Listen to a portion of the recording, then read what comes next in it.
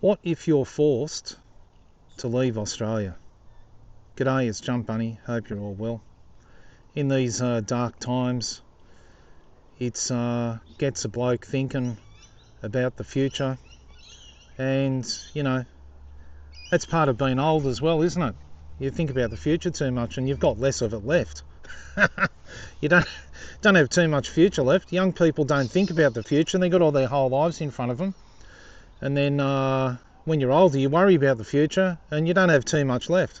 So what's a bloody point?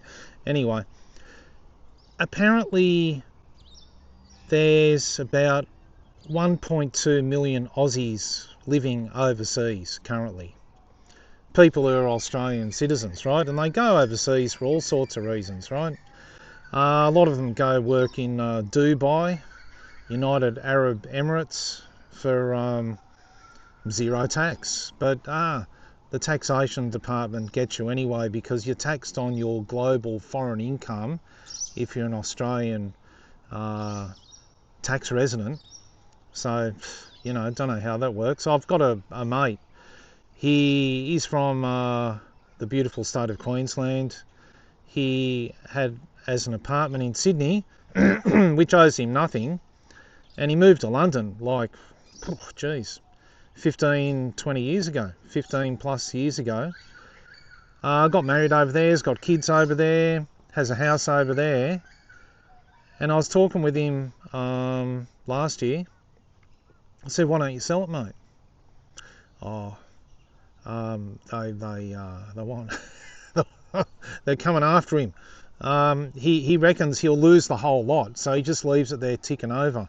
He can't sell it. He reckons, because Sydney property, if he bought it 25 years ago for not that much back then, and he lived in it, then he's left it there for 25 years or whatever, 20 years.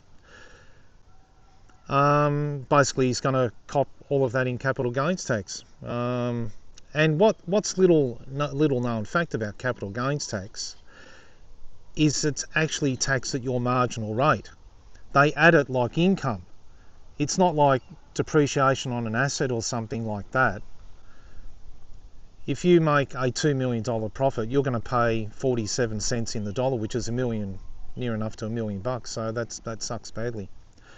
So it's 1.2 million Aussies living overseas, right? About a quarter of those are retirees. A quarter.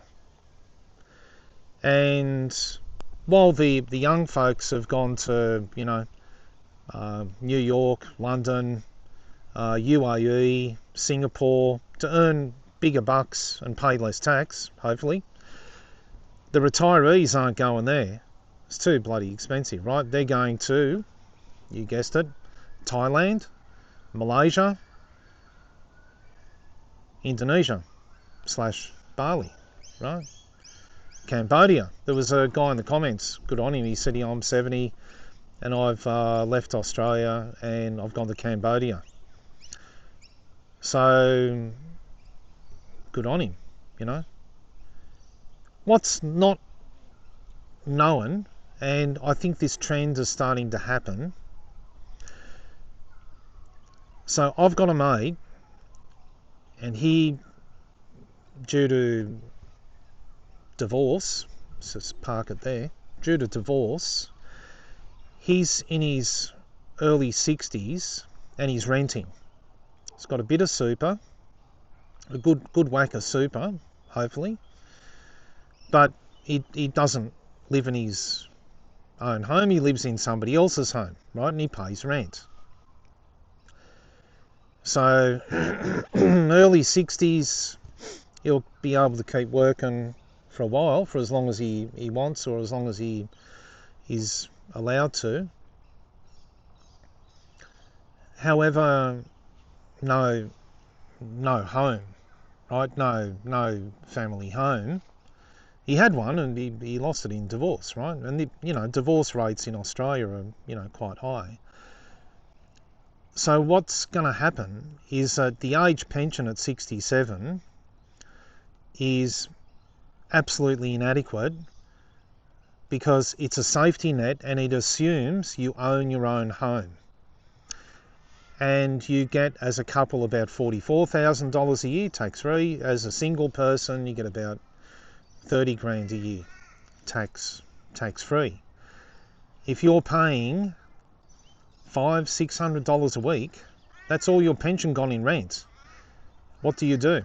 My mate, he said, I'm going to buy a camper van and just tour around Australia. He's not going to pay someone $600 a week rent so he can sit there and can't have a beer and can't buy food and can't pay his electricity bill. You know, that's just, you know, ridiculous, right? What's going to happen? And there is an example on YouTube of this. People who are 45 now, in 15 years' time, they're going to be 60. They're going to be in the situation that my mate's in. If, by hook or by crook, you were not able to secure a property in this silly monopoly game that's called the Australian property market. That is the year when the shit is going to hit the fan, because it won't be 300,000 Aussies living overseas.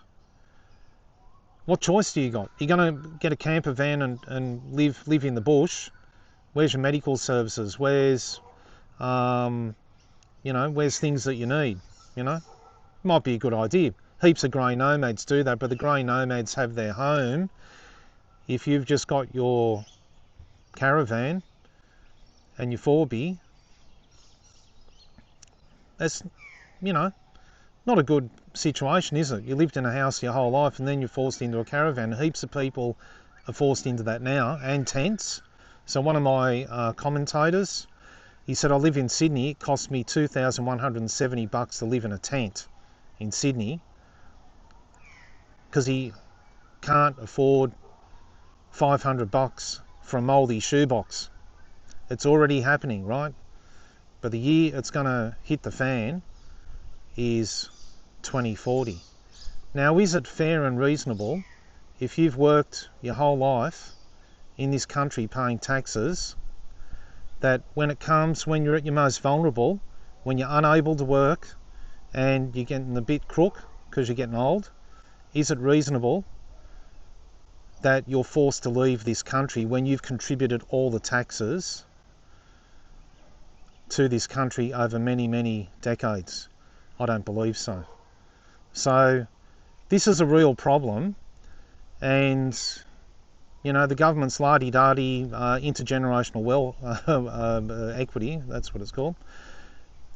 That's what's going to happen. 2040 to 2045, when there will be the exodus, because people will have no choice. And that means they take their experiences, their wealth of knowledge, and their money, what they've got, elsewhere. I'll leave you with that thought. See you on the next one.